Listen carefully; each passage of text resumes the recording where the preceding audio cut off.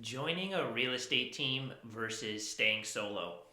Most agents make this decision based on their ego and not data. Here's what I mean.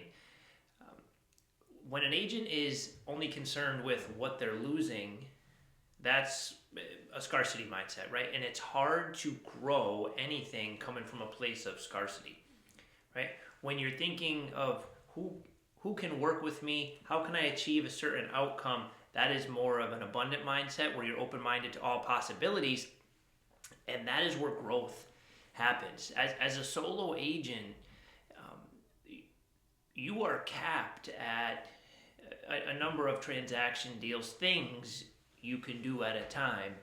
And it's oftentimes our ego that tells us we're the only person that can do a certain job a certain way. And, I share this from experience because I, like most agents, have gone through this process earlier in my career where I wanted to handle everything myself, and I was worried that no one else, can do it the same way. The challenge is once you get to around 20 deals or so, you can't respond with good service to everything that is entailed in this business to managing those deals.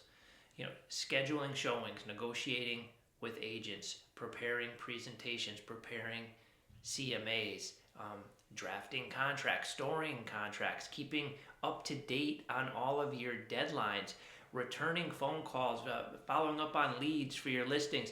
I mean, I can go on and on and on about an agent's task list for the day.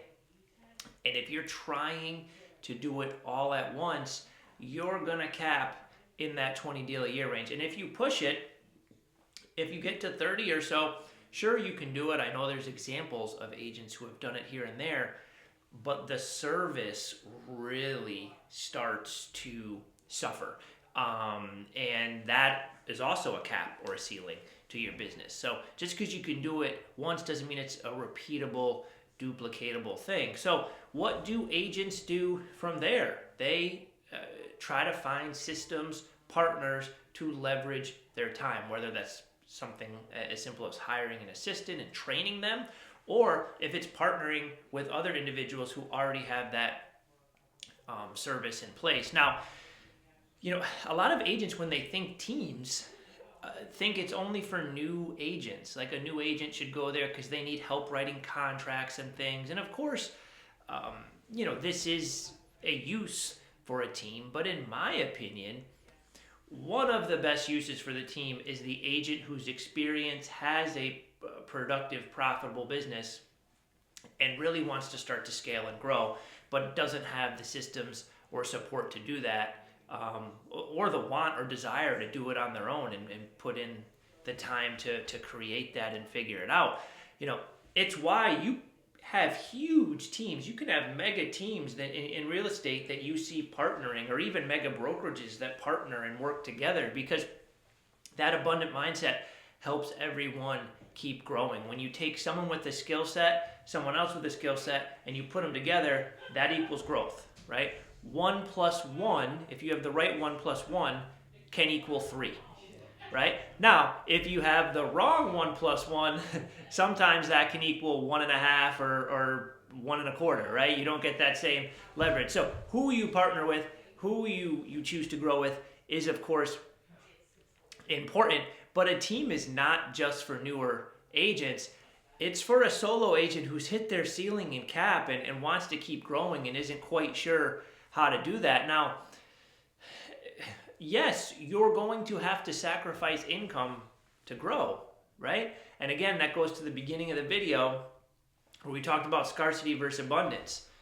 If you're going to hire that first assistant and you're worried about losing money, you can't grow. But if that assistant can then service better than you on the back end so you can keep generating, now your net is a win. That 1 plus 1 equals 3. If you can partner with a team who already has proven systems and support in place so you don't have to go through that hiring process, then that 1 plus 1 equals 3. So, spending a little to create more and help you scale and grow is a necessity. If you're afraid to spend anything, whether it's time, commission, money. You're gonna have to spend something to get to that next level. I heard a great quote, and maybe I'm messing it up, but I think you get the point. To become a millionaire, or millionaires become millionaires by losing thousands, meaning they have to try things and partner and hire and help to try to grow and learn from their lessons, right, to get to that point. And then another part of that quote is billionaires lose millions to get to their billion, right? So again, they're trying things at a much higher level to get to their net. So you have to be willing to learn and try in some form or fashion. Now that requires taking the ego away. When you're going to partner with someone, now it's not all about you. Taking the ego away, working with someone else towards a common goal, trying to take your name off it, allowing others to help, allowing another team's systems to come into place and help you, or if you're hiring someone, bringing them in to help you and trusting them with part of the process. So I wanted to share that thought because so many people think teams are simply for new agents who don't understand the business. I'm starting to see a lot of veteran smarter agents who are trying to leverage their time to create more freedom, growth, and scale, partner with teams with proven systems. And there's, like I said, even been some really cool examples of big teams working together for that same effect. So if you have questions on this, want to talk through this with me to see if our team can actually help you leverage some of what you're doing well and create some support back end and systems to help you keep growing. I get calls and text emails all the time from people watching these. Don't be shy.